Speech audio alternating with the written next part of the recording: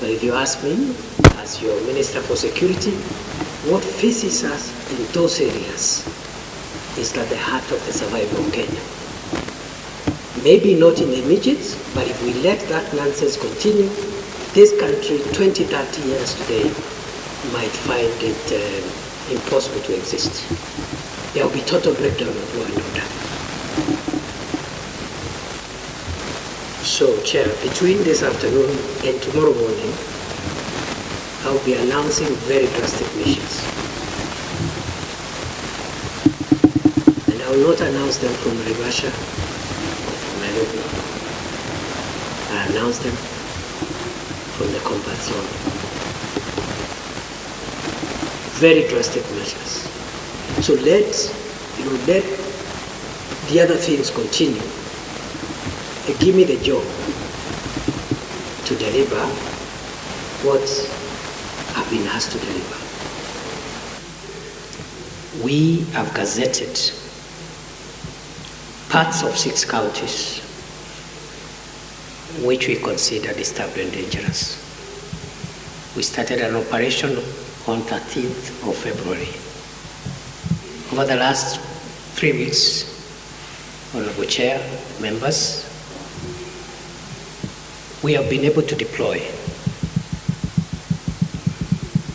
adequately both personnel and equipment. They are on the ground. We may need to upscale that process, but at the moment our concern is not about the numbers in terms of deployment. We are okay for now, but if need be, this country has enough security officers to match any threat that the country faces. We had security challenges. Terrorism, in our view, continues to be an existential threat to our country's democratic existence. We have managed to keep terrorists at bay, and we haven't had any major incidents lately.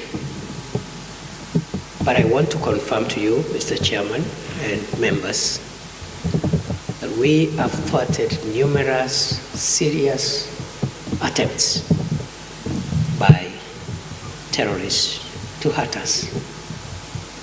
And I want to pay homage and applaud our officers, especially security officers who are helping the country in the counter-terrorism and other complex crimes effort. The kind of sacrifices that they have made, we as a country can never pay them. Some of them have lost their lives in the process of trying to deter, detect, and thwart terror. I have been instructed by His Excellency the President to deploy all the available resources that this country has to make sure that the operation that we are having succeeds. I want to assure you, Honorable Chair and members, the operation will succeed. And I want to assure the people of Kenya that they should not be distracted by the small maneuvers and antics that the criminals are displaying. These are the last tricks of people who have been used to impunity. They will not do anything different like that than what they are doing. Yes. Therefore, we must make banditry part of the history of Kenya. The bandits who started as cultural thieves, thieves of livestock for cultural reasons, because from the literature and the reports available, initially it started as a practice influenced by the cultural pride in robbing another community of livestock so that you can have more livestock, and the livestock is golden, and it's used even in cultural practices, including payment of dowry and things like this. Over time, that cultural aspect has been lost.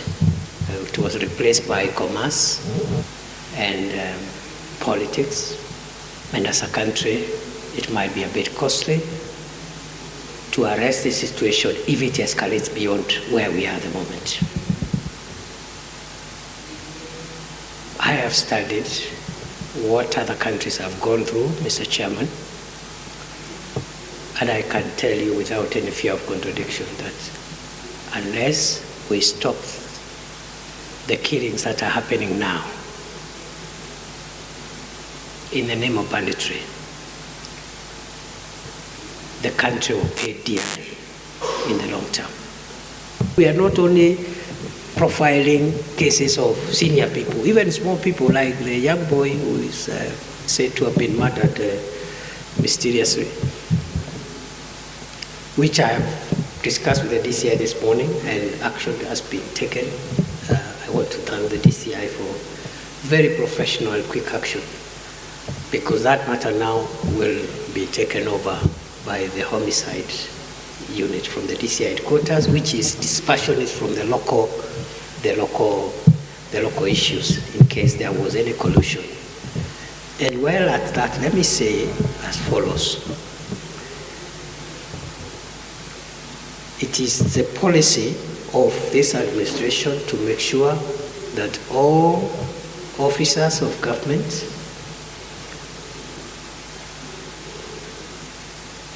exercising their mandate in accordance with the law will be protected and defended by the government.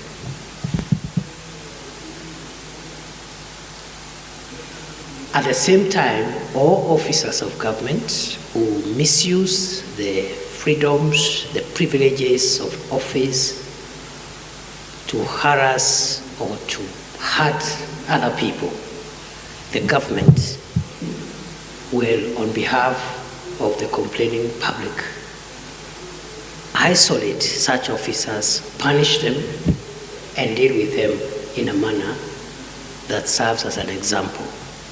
Finally, I want to assure you, as the chair of this committee, let me tell you, Chair, and CS, we have a very serious members of this committee.